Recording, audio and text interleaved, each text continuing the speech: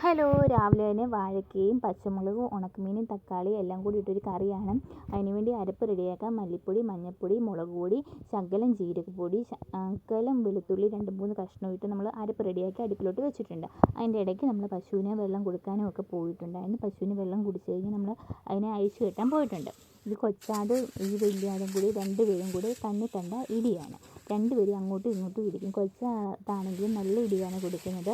അതിന് ശേഷം നമ്മളെല്ലാം കൂടെ കൊണ്ട് കെട്ടി അത് കഴിഞ്ഞിട്ട് നമ്മൾ വന്നിട്ട് നമ്മുടെ കറിക്ക് എല്ലാം കൂടി ഞാൻ കടുക് വറുത്ത് ഒഴിച്ച് കൊടുത്തിട്ടുണ്ട്. നല്ല ടേസ്റ്റാണ് ഈ കറിക്ക്.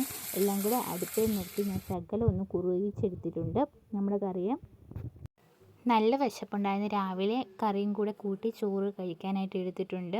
കറിയെല്ലാം നല്ല രീതിയിൽ കുറുകി വന്നിട്ടുണ്ട്. ആ ഒരു ഉണക്കമീൻ കഷ്ണവും വാഴയ്ക്കയും എല്ലാം കൂടെ കൂട്ടി ഒരു കഴിച്ചു. നല്ല ടേസ്റ്റാണ്. ഈ ഒരു കറി മതി നമുക്ക് ഒരു പറ ചോറ് നിറച്ച് കഴിക്കാം. അപ്പോൾ ഇന്നത്തെ വീഡിയോ ഇത്രയുള്ളൂ. ബൈ.